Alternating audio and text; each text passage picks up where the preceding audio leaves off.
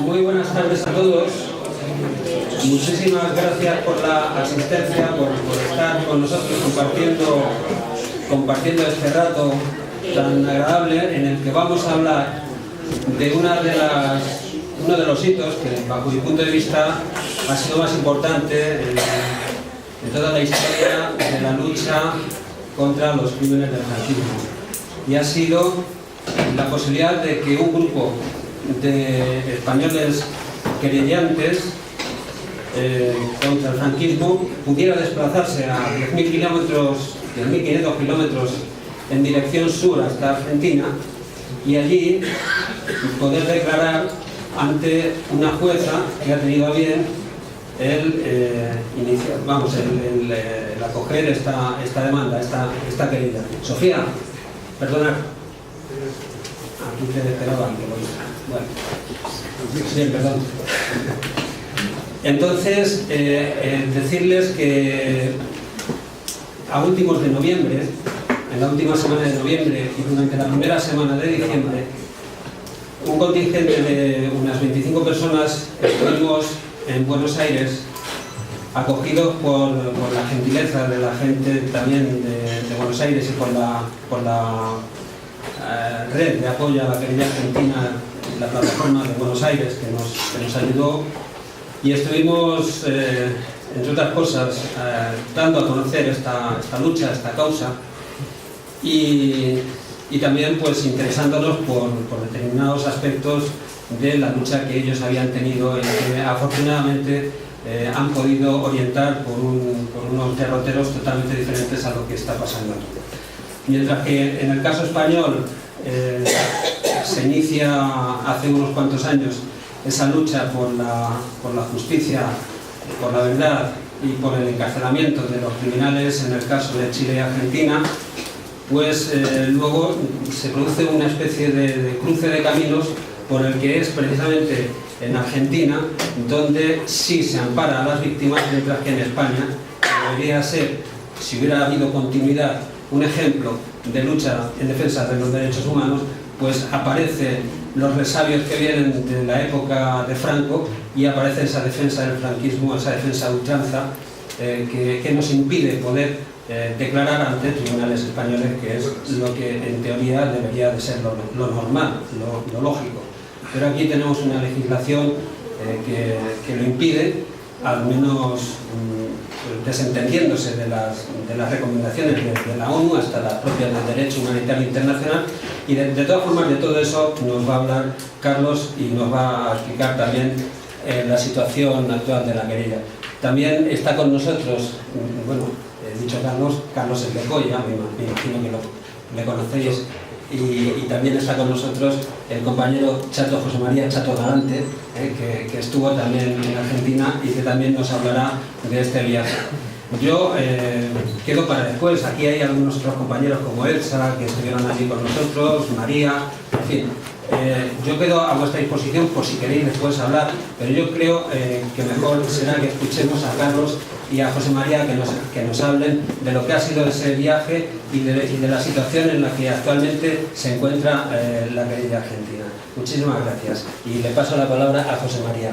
Bueno, sí, me recuerda que tenemos un vídeo que han hecho los trabajadores de Telemadrid, que esperan ese pronunciamiento judicial para ver si se revierte esa situación en la que ellos pues han quedado en la calle y pendientes de una decisión judicial para ver qué pasa, si se les readmite. En fin, es una situación que está todavía por resolverse. Pues ellos siguen haciendo periodismo, siguen haciendo televisión, en otros soportes, pero siguen haciéndola, y uno de los asuntos en los que se han interesado es precisamente la querella argentina, y nos han dejado este trabajo que vamos a ver ahora para contextualizar, para situarnos, y después ya hablará José María. Sí, que agradecemos a los compañeros de Telemadrid, trabajadores provisionalmente despedidos, este trabajo tan interesante que han hecho, y también echaréis en falta a Soledad Luque, que debía estar aquí, pero una afonía así de estas que le ha sobrevenido desde ayer, pues le impide hablar. Así que ha estado por aquí, pero se ha ido porque no podía hablar. Así que nada más, le damos la palabra. Bueno, como dijo José Luis, íbamos a ser 3 los que íbamos a intervenir. Lamentablemente Soledad, que representa un sector muy importante de esta causa, que es la cuestión de los niños robados, por lo que explicó, no puede estar. Intentaremos suplirla en la medida de nuestras posibilidades. Bueno, mi intervención tendrá más que ver con los aspectos que tienen que ver con los inicios de la querella y su desarrollo, y los aspectos más jurídicos, y luego, bueno, Chato indudablemente hablará más del movimiento social, aunque yo haré una necesaria referencia a todo eso, ¿no? Mi idea es, no traje las gafas y no entiendo ni mi propia letra, pero mi idea es dar unas pinceladas sobre lo que es el principio de justicia universal, que es muy fundamental porque es lo que fundamenta todo esto. Los antecedentes más o menos inmediatos, muy señaladamente por parte de la justicia española, lo que significó para las víctimas argentinas, chilenas y de otros países de América Latina venir en su momento a España para interponer sus denuncias, y luego, bueno, hablar un poco de cómo se inició este proceso, cuál es el ámbito que abarca, tanto temporal como subjetivo o personal, luego el desarrollo, y hablar un poco del momento actual. Si alguna de estas cosas la toco insuficientemente o hay alguna otra cuestión de interés de la que no hable, naturalmente que luego tendremos un turno de intervenciones, de opiniones y preguntas y poder seleccionar. Bueno, empiezo entonces por el principio de justicia universal. Esto es un principio jurídico que existe formulado en la teoría del derecho hace muchísimo tiempo. Desde el siglo XVII se hablaba ya de la necesidad del compromiso de todos los estados de perseguir a aquellos que cometan crímenes que lesionan a la humanidad. Hay algunos tratadistas que han escrito sobre esto, y esto dio lugar a que durante el siglo XIX en muchos países, tanto europeos como de América fundamentalmente, este principio se incorporara en las legislaciones, de tal modo que se estableció que había determinado tipo de crímenes que en la medida que lesionan a la humanidad se ha ido ampliando con el tiempo. ¿Cuáles son esos crímenes? En su momento era la esclavitud, lo sigue siendo naturalmente, pero se han ido incorporando otros, los crímenes de guerra, lo que conocemos como crímenes de lesa humanidad, el genocidio. Se ha ido ampliando este espectro de crímenes que lesionan a la humanidad, pero la idea de aquellos bienes que son patrimonio de la humanidad, en la cual la humanidad es sujeto de derechos, deben ser protegidos por los diferentes estados y por sus tribunales de justicia. Por tanto, esta no es ninguna idea exótica, no es ninguna idea que surja de la galera de nadie, sino que viene formulada hace mucho tiempo, a tal punto que en la propia ley española está establecido ya en la ley orgánica del Poder Judicial del siglo XIX, posteriormente modernizada en la posterior, que se dictó en 1985, y también en muchos países de América Latina, entre otros en Argentina. En Argentina este principio existe desde el año 1853, cuando se creó la primera Constitución argentina. Y ahí se establece que para juzgar delitos cometidos contra lo que se denominaba el derecho de gentes fuera del territorio nacional, el Congreso de la Nación determinaría cuáles serían los tribunales que lo juzgarían. Digo esto porque hay todavía, a pesar de que se ha avanzado mucho en la conciencia de todo esto, hay todavía la idea de qué hace el tribunal de un país X metiéndose en los problemas internos de otro país. Todavía subsiste esto, cada vez menos, pero subsiste esta idea. El principio es este, entonces. Hay crímenes que por su naturaleza no solamente son imprescriptibles, no solamente son inamnistiables, inindultables,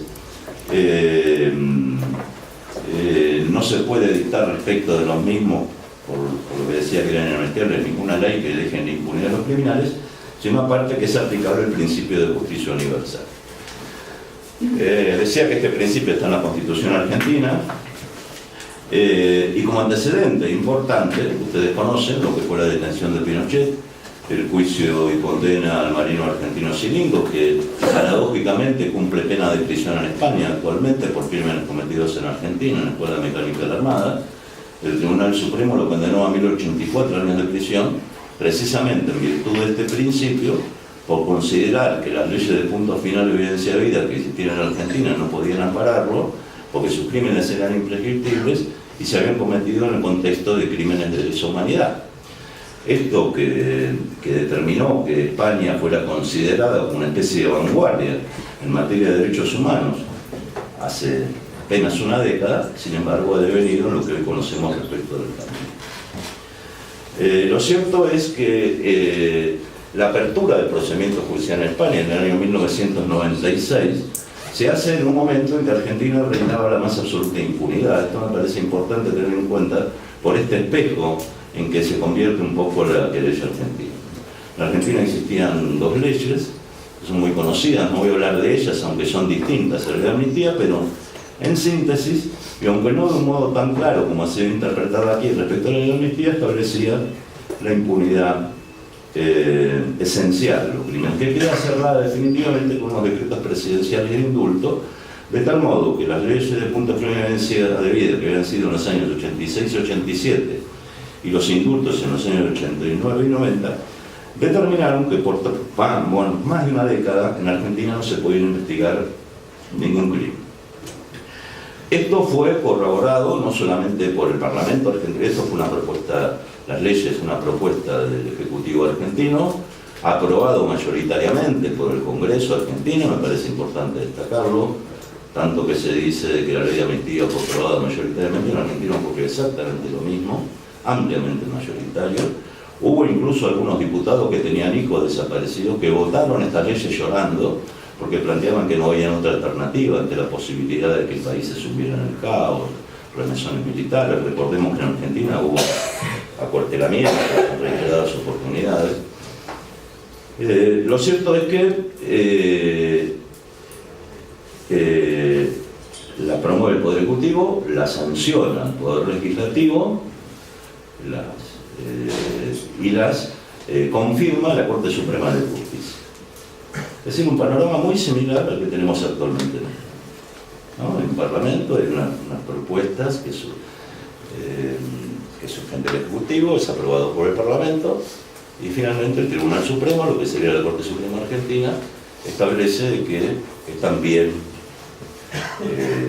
están conforme con el derecho interno español en este caso. Antes se decía exactamente lo mismo en Argentina. Esto duró más o menos 12 años, hasta que se empieza a revertir este proceso. Y un elemento fundamental para la reversión de este proceso es la actuación de tribunales extranjeros. No solamente los tribunales españoles, pero especialmente los tribunales españoles.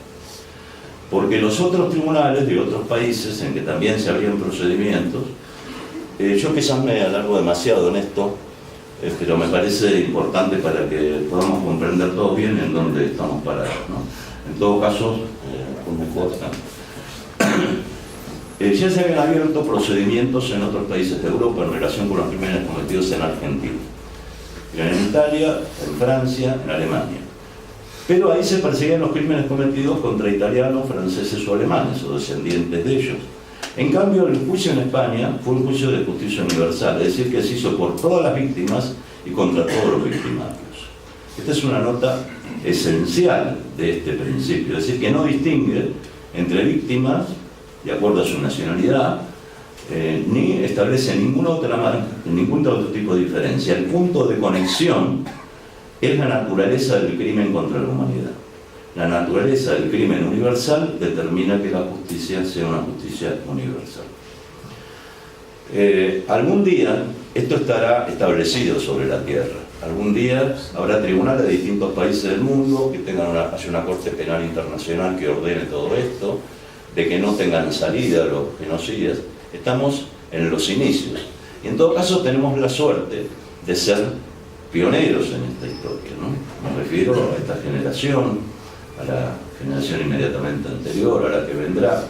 Estamos en un momento muy importante y el procedimiento español es un procedimiento fundamental no solamente para lograr justicia en España, que de eso se trata, sino también para fortalecer esta idea de la justicia universal.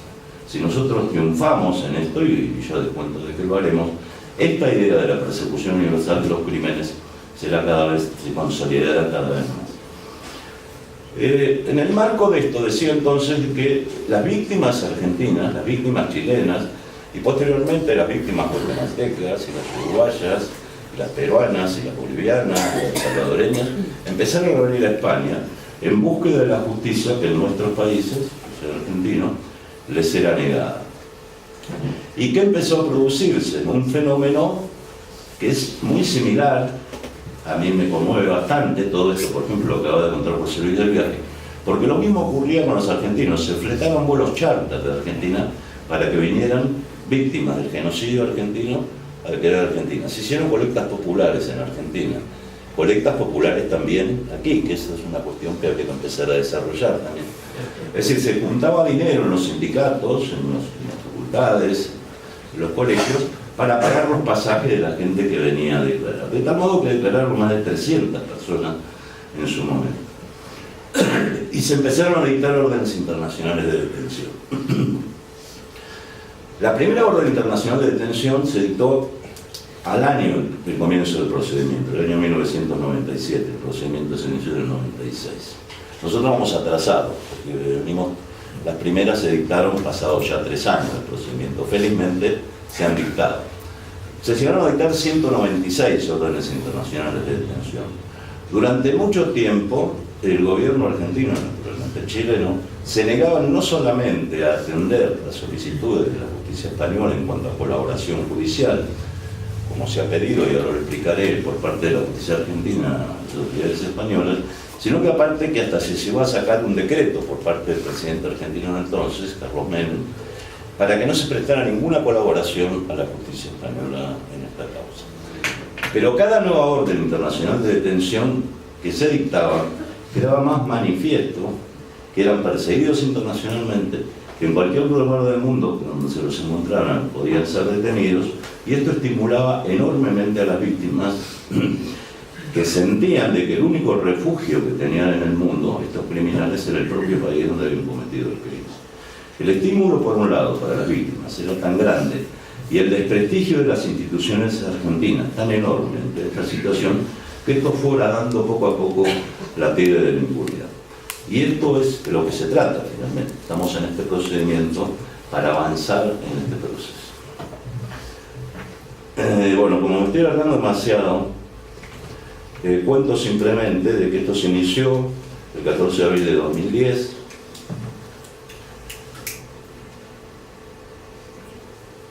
Es a partir de una denuncia que se interpone por 2 familiares de víctimas del franquismo, con asociaciones, pero no solamente, eso me parece importante destacarlo, bueno, no sé si en el documental se dice que hay muchos exiliados o hijos o descendientes de exiliados españoles, lo cual es cierto, pero la solidaridad con esta causa va muchísimo más allá.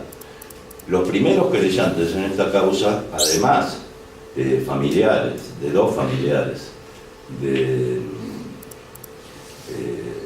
víctimas del franquismo, son 10 organismos argentinos de derechos humanos, en la cual puede haber descendientes españoles, pero que no se unieron a esta causa por ser descendientes españoles, sino porque son organismos argentinos que nacieron al calor de la lucha contra la dictadura. Y la plataforma argentina contra el imperio del franquismo va mucho más allá de los descendientes de españoles. Por tanto, es muy grande la solidaridad que existe en Argentina, como era muy grande la solidaridad que existía también aquí en España cuando se instruían las causas por Argentina y Chile. Por tanto, tenemos una especie de vuelta. Cuando se inicia la causa, me parece importante todo lo que estamos acá, evidentemente, si lo estamos es porque estamos muy interesados en este tema. Tenemos que saber de que esto tiene un efecto limitado, por una parte, obviamente que no es lo mismo tratar de investigar delitos a 12.000 kilómetros de distancia y si están en el lugar de los hechos y sin la posibilidad de tomar una serie de medidas que sí puede tomar un juzgado del país en donde se cometió el crimen.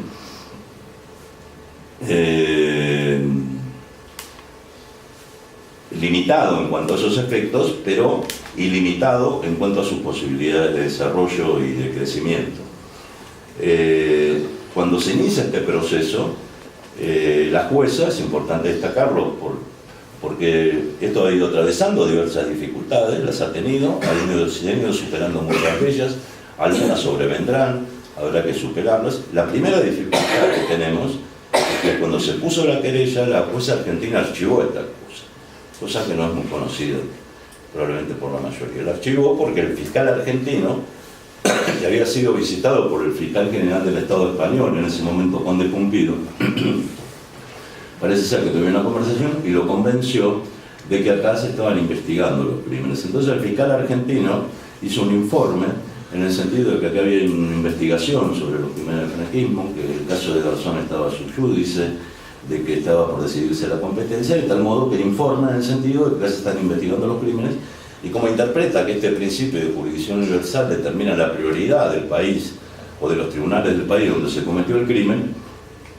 resuelven que informar a la jueza en el sentido de que debe archivar la causa. La jueza, sin entrar en el fondo del asunto, dice que no hay acusación pública y por tanto archiva la causa. Imagínense ustedes con el enorme entusiasmo que había, porque fue un acto muy emotivo el de la presentación de la querella, allá por entonces, en el 2010, imagínense el golpe, que el primer golpe que significó, quizás el golpe más duro de todos los que hemos tenido, porque esto se apeló, pero había ya incertidumbre acerca de qué iba a pasar. Felizmente, la Cámara, finalmente esto que fue un problema se convirtió en un remedio muy importante, porque esto le dio oportunidad de pronunciarse del Tribunal Superior, que es la Cámara Federal de Apelaciones de Buenos Aires, y el Tribunal Superior determinó de que debía reabrirse la investigación y que había que adoptar una serie de medidas de requerimiento de colaboración judicial de la justicia española. Y aparte de otras medidas. Para no hacerlo muy largo, a lo largo de todo este tiempo, la jueza ha enviado lo que se llaman comisiones rogatorias, solicitud de auxilio judicial a España.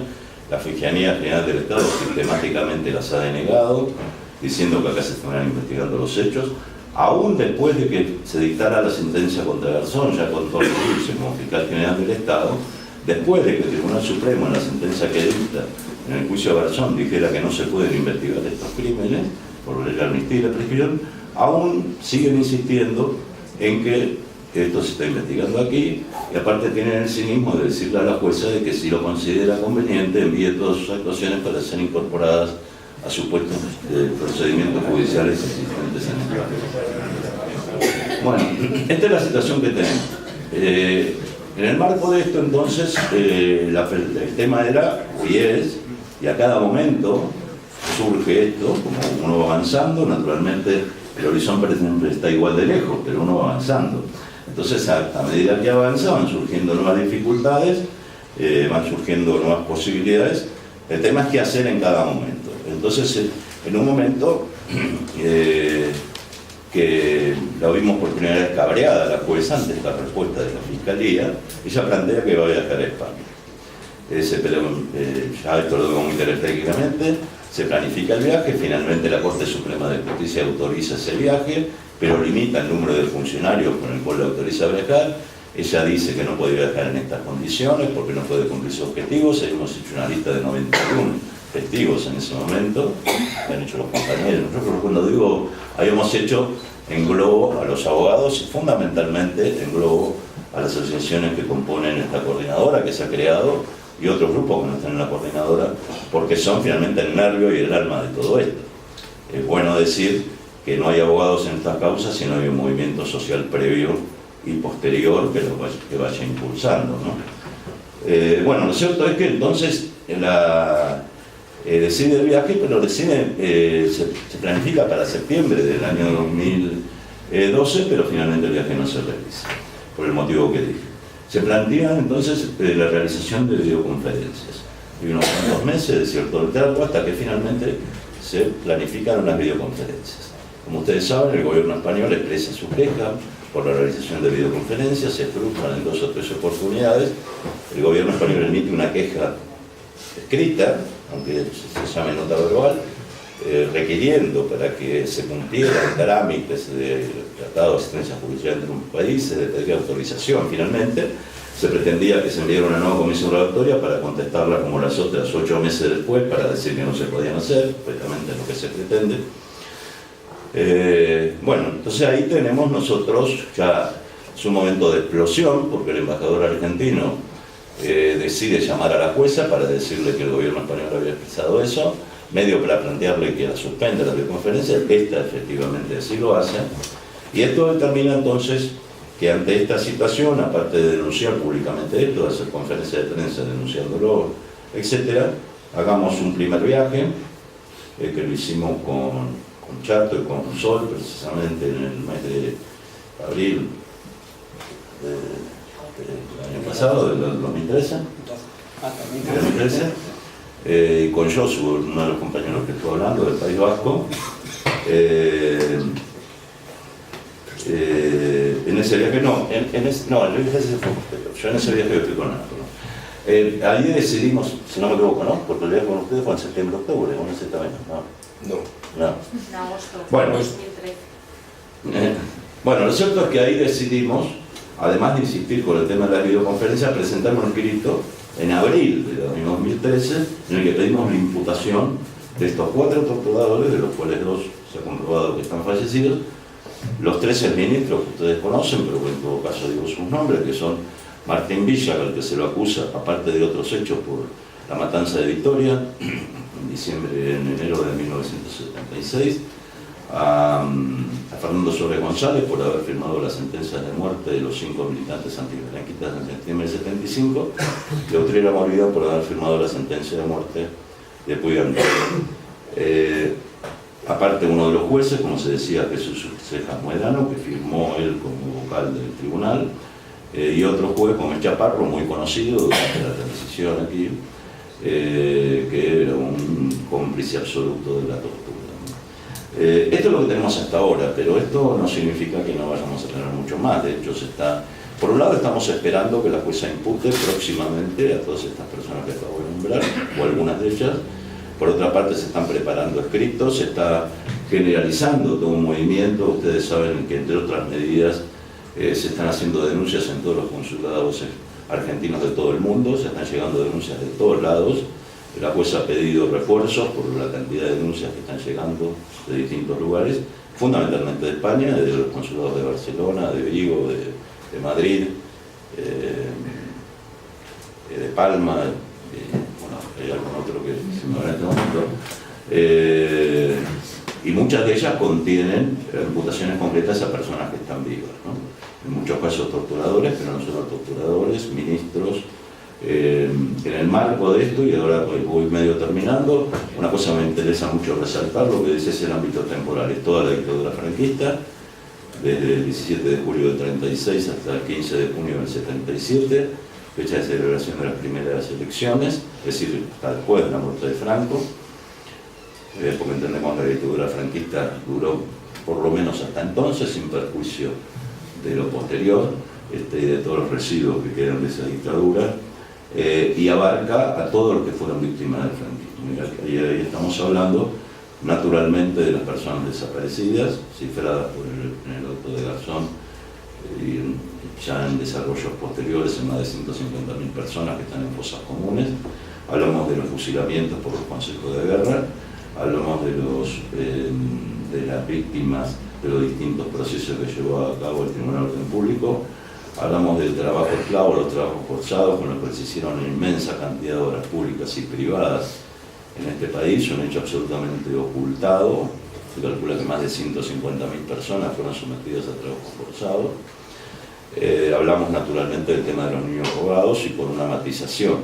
En el auto de Garzón, como ustedes saben, se hablaba de aproximadamente 30.000 niños robados entre el fin de la guerra civil y a principios de la década del 50, a través de un plan legalizado. Todos conocemos estas teorías de Vallejo Nájera acerca del gen marxista y la necesidad de estirparlo, y del idiotismo marxista, y de por qué las mujeres se fanatizaban en toda esta historia, y por tanto, bueno, toda esta política que hubo de quitar los niños a sus familias republicanas para entregárselos al Estado o a familias adictas al régimen. Lo que también, esto estaba absolutamente oculto.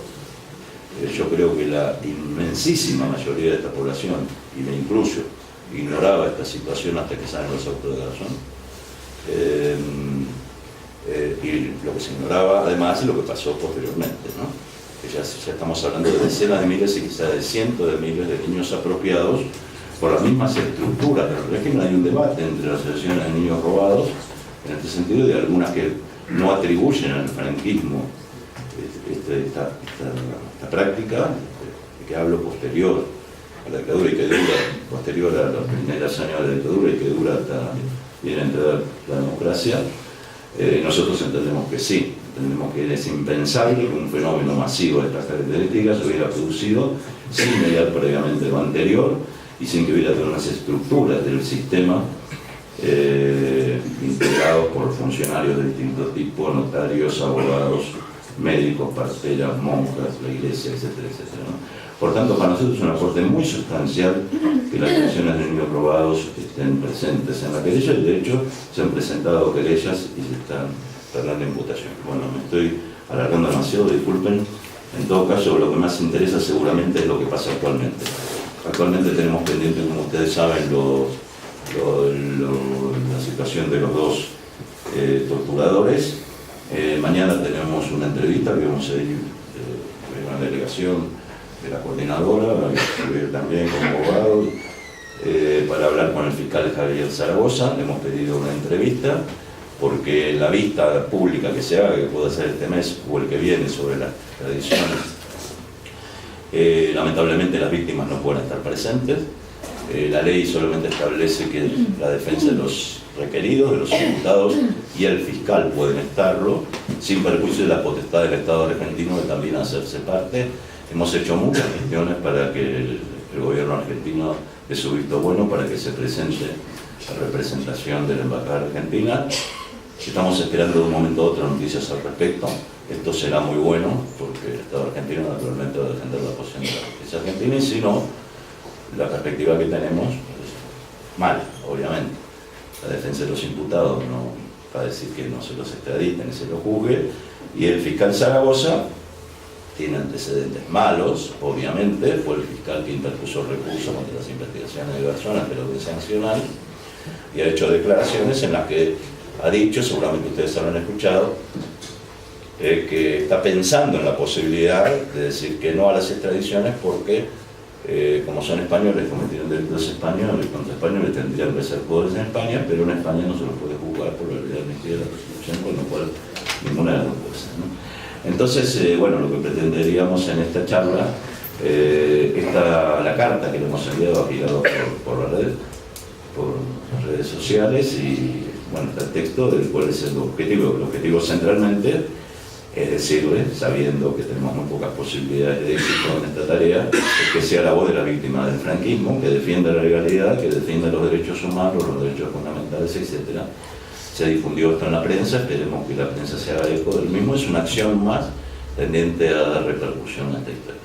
Bueno, me quedan muchas cosas porque esto es interminable, pero si no, Chato no va a poder hablar. Así que por ahora la corta.